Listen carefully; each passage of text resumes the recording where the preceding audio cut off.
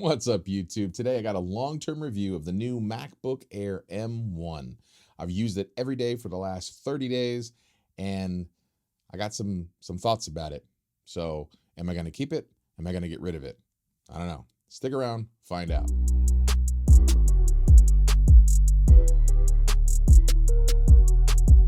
What's up, everybody? I've used the MacBook Air M1 every day for the last 30 days to see, can it replace my old MacBook Pro 64 gig, 16-inch beast machine, or even the iMac?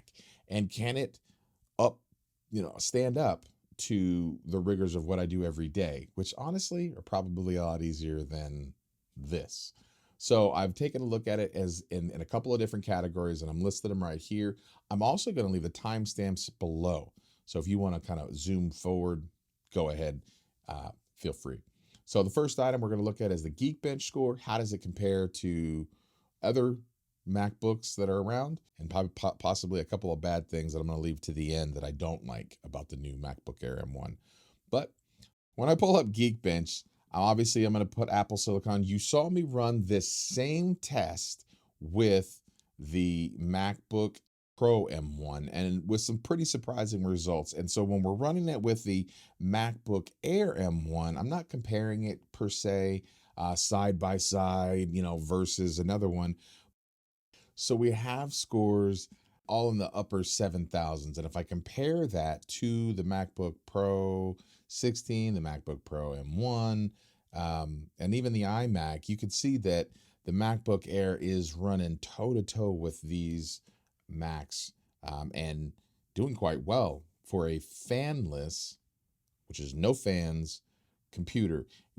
The entire time the test was running, the temperature was relatively low. Even the CPU usage for the test was really low. So from the overall perspective of Geekbench, or your overall compute score for a $1,400, this is $1,400. It's amazing. I mean, that's a deal breaker, right? Like, do that. Like, this is something you carry around. But there's more to it. So if we look at Cinebench, I'm not a big Cinebench, whether this is good or not. But I did do the scores. The scores equaled, if not beat, the MacBook Pro and the MacBook Pro Air. I'll leave those scores there in the description. A lot of us don't really go into the Cinebench, but if you do, I'll leave the scores in the description. But when we start looking into the day-to-day usage, right? So now that Chrome has come out with a version that is compatible, right? That runs without problems. I've used WhatsApp, I've used FaceTime, I use all of these apps here, and then including my Office suite. Now, when we talk about the Office suite, I have zero problems. Like, I integrate between my phone, the M1, and then my iPad. They all work seamlessly by the time I'm done adding anything into each of them. When I go into Final Cut Pro, I won't go into a full render, and because I've done that on the other video, but the rendering times are equal to that of the MacBook Pro M1, just a little bit slower, just a touch. That's probably because it has one fewer GPU core. But for what I'm doing, and I'm doing 4K and video editing, if you're a video editor, I mean, it's perfect. I could literally download it to this laptop and go to Starbucks and be ready to go. Relative to Logic, if I do any voice recording or voice audio, I put that on there. Just choose it up.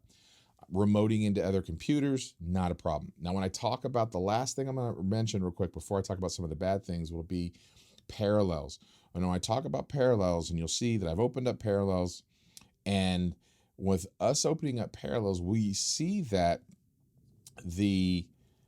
that it's still within that version that's not full GA or general availability. It's in that beta or developer version.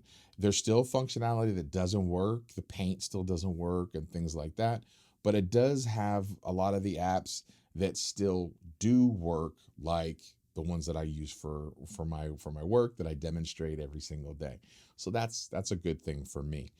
But when we talk about everything else, there's still a little bit of glitches. Is it ready for prime time? No, but it will get you by in a pinch, right? Sadly, just like on the MacBook Pro M1, there is no more boot camp. You cannot dual boot this into a Windows computer, which is in my opinion, it's good and it's bad, right? The bad part is that when you can't do it, and I used to love having having that argument with a Windows fan that I have two computers in one, where you have the one.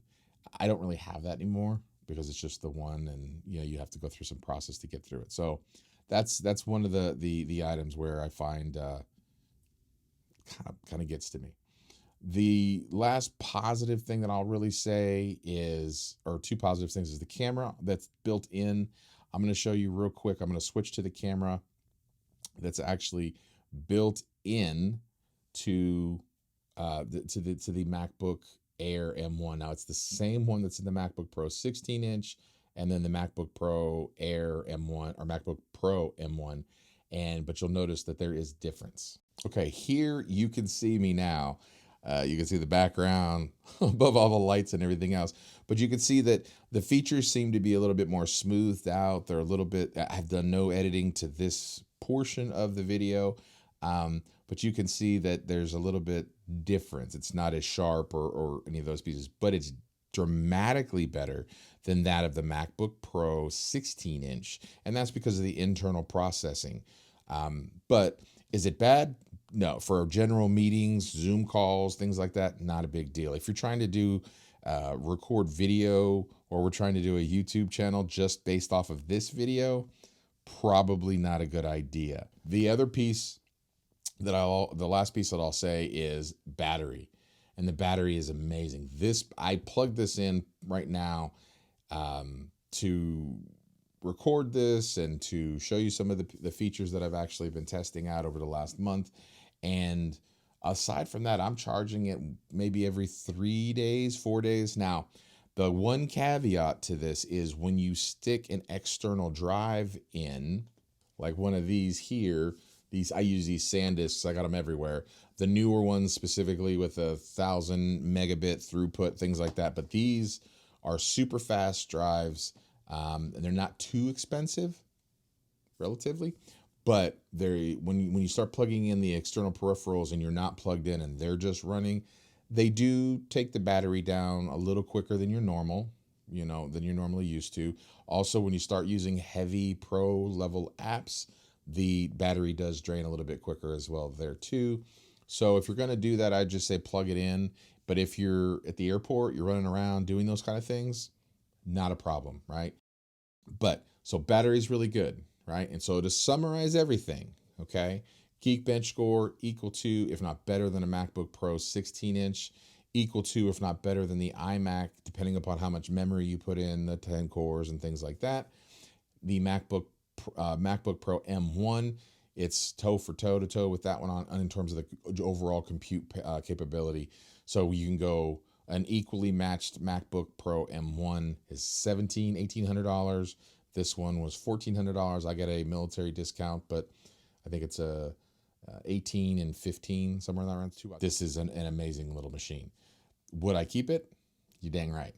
I was going to send it back, get another machine, review, things along those lines. No way. I've sent back a MacBook. I've sent back the MacBook Mini M1. It was great, but it didn't function for me. I had the MacBook Pro M1. The hard drive was a little too small. I sent that one back, but once again, great little machine. This configuration, which I'm going to list right here, is the perfect configuration for me as a business user, and possibly for you, even if you're not in the business, if you're in the home world. That's a 1 terabyte. It's got the 16 gigs, and it's priced quite a bit less than that MacBook Pro 16-inch that I have behind me. That one was about $4,000. Once again, this is about $1,400. Still a pretty hefty, you still get a little bit of an Apple tax. It is kind of a hefty price, but I would generally say a 1 terabyte drive is more than enough for you home users to have your pictures on it. And then to supplement, get yourself a $100 or a $200, depending upon the size you want. This one here is a 2 terabyte external drive, and you'd be good to go. All right. So bottom line, should you keep it? Should you go get one? I think you should. I am surprised that I'm actually going to keep this and make it not just my day-to-day use, but it's actually going to be my video editing computer. All of the videos that I'm doing, the one I'm doing right now, the one I've done in the past and over the last few weeks, and even the ones in the future, I'm going to be doing from here. I can't wait to see the new M1X, which probably will eventually replace the MacBook Pro 16 behind me. But for right now, this MacBook Air M1 is a game changer. I absolutely love it. I love the price point. I love the size, the weight, and all of the performance advantages that you get from an M1 chip. And if you like content like this, please smash the subscribe, add a comment below, hit the little bell to get notified when new content comes out. And as always, this is the Toro Tech, and we out.